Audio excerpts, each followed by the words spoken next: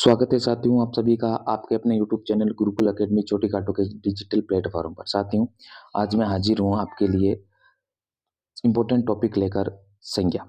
इसकी सबसे पहले हम जानेंगे इसकी परिभाषाएं क्या होती है साथियों। तो देखिए, किसी जाति, द्रव्य, गुण, भाव, व्यक्ति, स्थान और क्रिया आदि के नाम को हम संज्ञा कहते हैं। किसी भी व्यक्ति, यानी अगर मैं ये कहूँ राम या मैं कहूँ श्याम, तो ये संज्ञा होगी। अगर मैं गुण की बात करूं, जितने भी हमारे गुण हैं, अगर मैं अवगुण की बात करूं या अगर मैं गुणों की बात करूं, जितने भी हमारे अंदर गुण हैं, अच्छाई बुराई, ये सारे के सारे संज्ञा के अंतर्गत आते हैं। तो देखिए, इसी के साथ इसके एग्जाम्पल जो हैं हम देख लेते हैं। जैसे पशु, पशु एक जाति के अंतर्गत आते हैं। दूसरी चीज अगर मैं आपको कहूँ सुंदरता, ये हमारे गुण के अंदर आती है। ठीक है, हमारे सुख दुख जितने भी ये भाव हैं, ये भाव के अंदर आते हैं।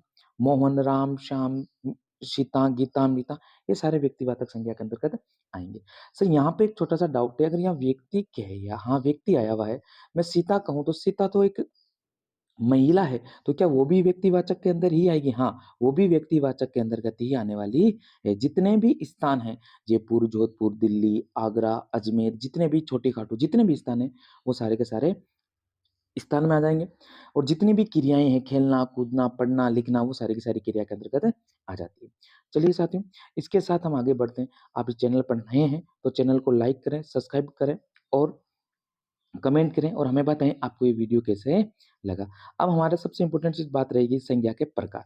अगर मैं ये कहूँ संज्ञा 5 प्रकार की होती है। सर, हमने छोटी कक्षाओं में पढ़ा था संज्ञा 3 प्रकार की होती है। हाँ, लेकिन इसके अंतर्गत हम बातचीत करेंगे, सब मैं आपको पूरा डिटेल से समझाऊंगा कि किस तरीके से 3 थी, किस तरीके से ये 5 होती है। संज्ञा होती है 5 प्रकार की। कितने प्रकार की? 5 प्रकार की। व्यक्तिवाचक संज्ञा, जातिवाचक संज्ञा, समूहवाचक संज्ञा, द्रव्यवाचक संज्ञा और सबसे इंपॉर्टेंट आपकी संज्ञा जो रह गई, भाववाचक संज्ञा। कौन सी रह गई? भाववाचक संज्ञा। तो सर ये जो दो हमने संज्ञाएं देखी है, एक जो ये दो संज्ञा हमें दिखाई दे रही है, समूहवाचक और द्रव्यवाचक संज्ञा, ये दोनों संज्ञाएं जो थी वो जातिवाचक संज्ञा के अंतर्गत ही आया करती थी। ये जो संज्ञा थी, ये जातिवाचक संज्ञा के ही पार्ट है। ठीक है, आगे बढ़ते हैं, आगे चलते हैं इनकी परिभाषाओं के बारे में। सबसे पहले हम बात करते हैं भाववाचक संज्ञा के बारे में। किसके बारे में बात करते हैं? सबसे पहले हम बात करते हैं भाववाचक संज्ञा। चलिए, भाववाचक संज्ञा देख लेते हैं। जिस संज्ञा शब्द से पदार्थ की अवस्था, गुण, दोष, भाव या दशा, धर्म आदि का बोध हो, उसे हम भाववाचक संज्ञा कहते हैं। यह तो थी हमारी परिभाषा। अब जैसे देख लेते हैं, जैसे एक बुढ़ापा, बुढ़ापा हमारी क्या एक अवस्था है, अवस्थाएं आ गई। ठीक है, मिठाई हमारा भाव है, हमें पता चला। बचपन भी हमारा एक भाव है, मोटापा हमारा भाव है। ठीक है, थकावट ही हमारे भाव। कहने का तात्पर्य जिनसे हमें ये पता चले कि ये जो मीठा है, खट्टा है या बचपन है, बुढ़ापा है, मोटा है, थकावट है, वो सारे के सारे किसके अंदर आते हैं? भाववाचक संज्ञा के अंतर्गत आते हैं। किसके अंदर आते हैं साथियों? भाववाचक संज्ञा के अंतर्गत आते हैं। नेक्स्ट संज्ञा हमारी जो है वो है समूहवाचक। कौन सी है साथियों? समूहवाचक। चलिए इसके बारे में हम चर्चा करते हैं। समूहवाचक संज्ञा किसे कहते हैं? जब किसी संज्ञा शब्द से व्यक्ति वस्तु के समूह का बोध हो, उसे समूहवाचक संज्ञा कहते हैं। अगर मैं ये कहूँ किसी भी व्यक्ति वस्तु जितने भी हैं, यहाँ पर होना चाहिए समूह। क्या होना चाहिए? समूह, यानी एक से अधिक। क्या होना चाहिए? एक से अधिक होने चाहिए। 2 हो सकते हैं, 3 हो सकते हैं, 4 हो सकते हैं, 5 हो सकते हैं, 10 हो सकते हैं, 15 हो सकते हैं, 25 हो सकते हैं। ठीक है, तो देखिए इसके जैसे देख लीजिए एग्जाम्पल के रूप में देखते हैं हम परिवार। अगर मैं बात करूं परिवार की, तो परिवार में 5 सदस्य हो सकते हैं, 10 हो सकते हैं, 50 हो सकते हैं, 3 हो सकते हैं। यानी कहने का तात्पर्य ये एक से अधिक है और ये एक समूह के अंतर्गत आते हैं। दूसरी अगर हमारी बात करें, मैं सेना की बात करूं, सेना के अंदर कितने लोग हो सकते हैं? आपको सभी को पता है। पुलिस, भीड़, ये सारे के सारे किसमें आते हैं? समूहवाचक संज्ञा के अंतर्गत आते हैं। हमारी अगली संज्ञा होगी द्रव्यवाचक संज्ञा। साथियों कौन सी है? द्रव्यवाचक संज्ञा। चलिए इनकी भी परिभाषा देख लेते हैं। जब किसी संज्ञा शब्द से किसी द्रव्य का बोध हो, उसे द्रव्यवाचक संज्ञा कहते हैं। अगर मैं यहाँ बात करूं, अगर इसकी जगह द्रव्य की जगह मैं कह दूं तरल, क्या कह दूं साथियों? तरल। अगर मुझे जिस संज्ञा शब्द से किसी तरल का बोध हो, अब तरल के अंदर पानी, पानी भी आता है, तेल भी आता है, घी भी आता है, दाल भी आता है, ये सारे के सारे किसमें आते हैं? तरल। यहाँ पर एक एग्जाम्पल आ रखा है साथियों, लोहा। क्या आ रखा है साथियों? लोहा। तो साथियों लोहा तो कभी भी तरल होता ही नहीं है। यही बात है, गलत बात है। क्योंकि जब लोहा तरल के रूप में प्राप्त होता है, अब हम उसका आकार दे देते हैं। क्या करते हैं? आकार देते हैं उसे। क्या देते हैं? आकार।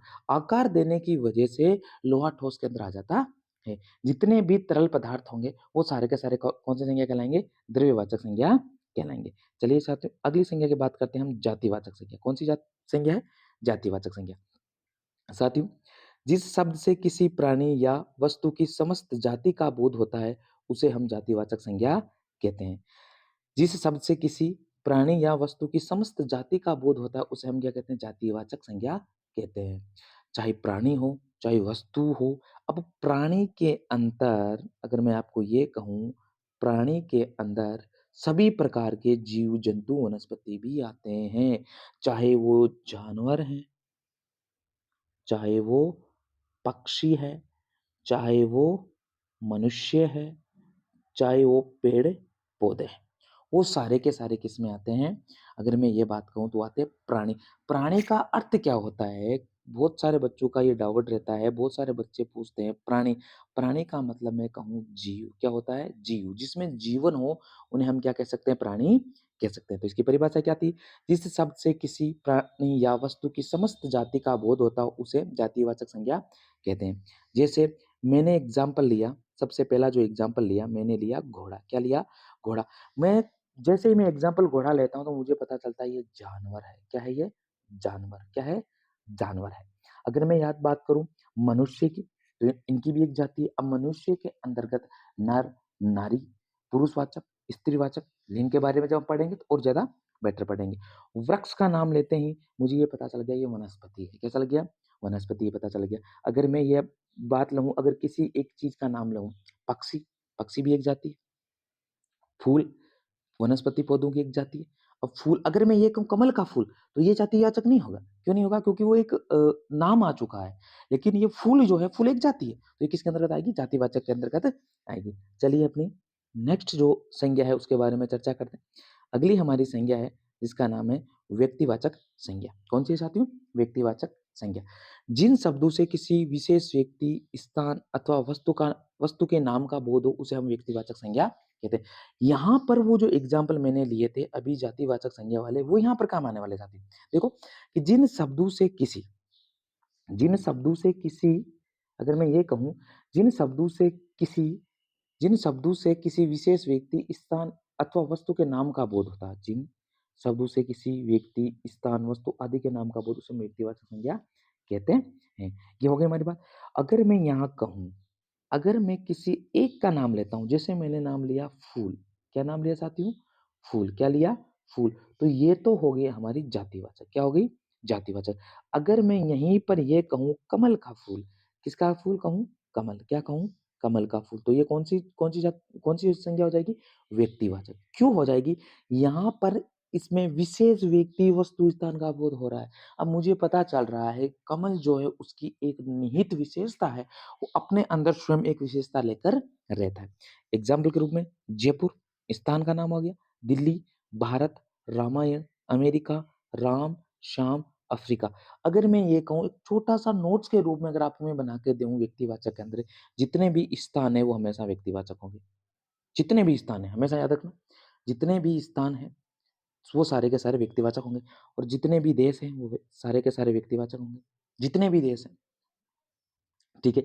जितने भी देश, जितनी भी नदियाँ हैं, नदियों के नाम, जितनी भी नदियों के नाम हैं, वो सारी की सारी व्यक्तिवाचक में होंगी। गंगा, यमुना, सरस्वती, गंडक, घाघरा, जितनी भी ये नदियाँ हैं, वो सारी की सारी व्यक्तिवाचक के अंतर्गत ही आने वाली है। जितने भी हमारे ग्रंथ हैं, अगर मैं ये कहूँ, हमारे जो ग्रंथ पुराण हैं, रामायण है, गीता है, महाभारत है, जितने भी वेद हैं, सामवेद, यजुर्वेद, जितने भी वेद हैं, 4 वेद हैं, 4 वेद, 4 वर्ण, जितने भी हैं, ये सारे के सारे किसके अंदर आते हैं? व्यक्तिवाचक संज्ञा के अंतर्गत आते हैं। चलिए साथियों, अगर आपको इसमें कुछ भी डाउट हो, कुछ भी हमें पूछना हो, तो आप हमें कमेंट बॉक्स में बताएँ। हम तुरंत उसका उत्तर लेकर आपके लिए हाज़िर रहेंगे। कमेंट बॉक्स में बताएँ हमें ये आपको वीडियो कैसे लगा है और आप इस चैनल पर नए हैं, तो चैनल को लाइक करें, सब्सक्राइब ज़रूर करें।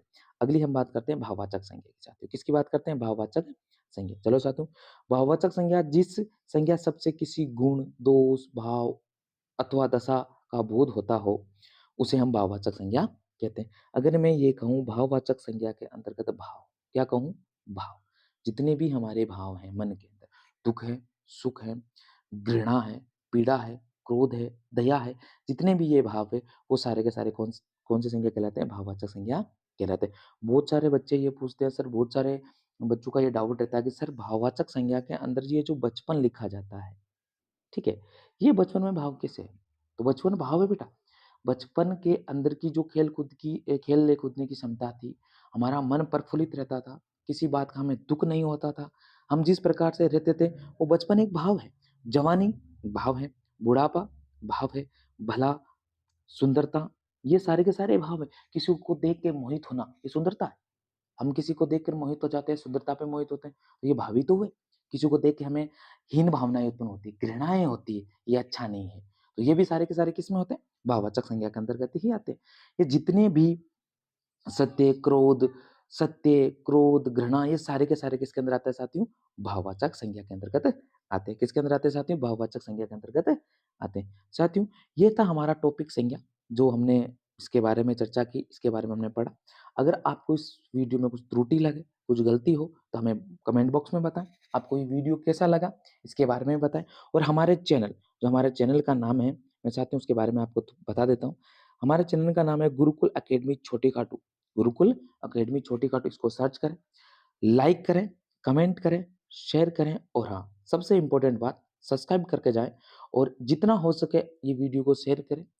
हमारा उद्देश्य ये रहेगा कि हम जितना हो सके बच्चों को नए युग की तरह ऑनलाइन क्लास के तहत हम उनको शिक्षा दे सकें, प्रदान कर सकें। हमारी स्कूल का, हमारी संस्था का यही उद्देश्य है कि पढ़े बच्चे आगे बढ़े। जितना पढ़ेंगे बच्चे उतने ही आगे बढ़ेंगे। हमारी स्कूल का उद्देश्य, हमारी संस्था का जो उद्देश्य है, वो है हर बच्चा पढ़ेगा तभी तो देश बढ़ेगा। इसी माध्यम से हम ये यूट्यूब चैनल लेकर आए हैं। आप सभी तक कोई भी त्रुटि लगे तो हमें बताएँ, कमेंट बॉक्स में आएँ और हमारे चैनल को लाइक करें, सब्सक्राइब करें और जल्दी ही हाज़िर हूँ नए टॉपिक के साथ। तब तक के लिए धन्यवाद।